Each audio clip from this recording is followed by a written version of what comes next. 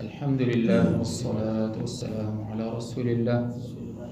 أما بعد، رب اشرح لي صدري ويسر لي أمري واحلل عقدة من لساني يفقه قولي. رب زدنا علما، اللهم رب زدنا علما.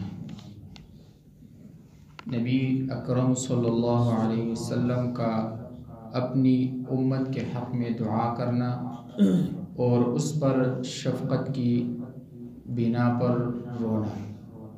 صحیح مسلم 202 اور اردو نمبر ہے 499. عبداللہ ابن عمر ابن العاص رضی اللہ عنہ سے روایت ہے کہ نبی اکرم صلی اللہ علیہ وسلم نے ابراہیم علیہ السلام کے بارے میں اللہ تعالیٰ کے فرمان کی تلاوت فرمائی. اعوذ باللہ من الشیطان الرجیم، سورہ ابراہیم آیت نمبر 36. رب انہن اضللن کثیرا من الناس فمن تبعنی فانہ منی الی آخر الآیہ. اے میرے رب، انہوں نے بہت سے لوگوں کو گمراہ کیا، تو جس نے میری پیروی کی وہ میرا ہے، یعنی میرے راستے پر ہے، اور جس نے میری نافرمانی کی تو بے شک بخشنے والا مہربان ہے. اور آپ نے عیسیٰ علیہ السلام کے قول کی تلاوت فرمائی. سورۃ المائدہ آیت نمبر 118.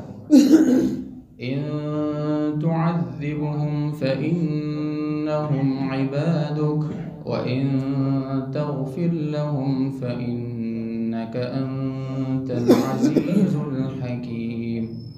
اور اگر تو انہیں عذاب دے گا تو یہ تیرے بندے ہیں، اور اگر تو انہیں معاف فرمائے گا تو بلا شبہ سب پر غالب اور انتہائی حکمت والا ہے.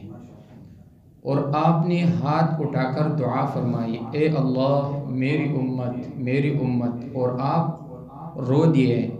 تو اللہ تعالیٰ نے جبریل علیہ السلام کو حکم دیا، اے جبریل علیہ السلام، محمد صلی اللہ علیہ وسلم کے پاس جاؤ اور ان سے پوچھو، حالانکہ اللہ رب العالمین کو خوب علم ہے کہ کیوں رو رہے ہوں. تو آپ کے پاس جبریل علیہ السلام آئے اور پوچھا، تو رسول اللہ صلی اللہ علیہ وسلم نے اپنی بات اسے بتائی، اور اللہ تعالیٰ کو خوب علم ہے. اللہ تعالیٰ نے فرمایا، اے جبریل علیہ السلام، محمد صلی اللہ علیہ وسلم کے پاس جا کر انہیں بتا دو، ہم تمہیں تمہاری امت کے بارے میں خوش کر دیں گے اور آپ کو رنجیدہ نہیں کریں گے. رسول اکرم صلی اللہ علیہ وسلم اپنی امت کے لیے انتہائی رحیم اور شفیق ہیں، اور اپنی امت کی نجات کے لیے اللہ تعالیٰ کے حضور یہ آہوزاری فرماتے تھے، اور اللہ تعالیٰ کے ہاں آپ کا مقام اور مرتبہ انتہائی بلند اور والا ہے. جب آپ امت کے گناہوں کے مواخذہ کی تصور سے روئیں تو فوراً جبریل علیہ السلام کو آپ کی خدمت میں رونے کا سبب پوچھنے کے لیے بھیجا، حالانکہ اللہ تعالیٰ کو سبب کا خوب علم تھا کہ وہ کیوں رو رہے تھے.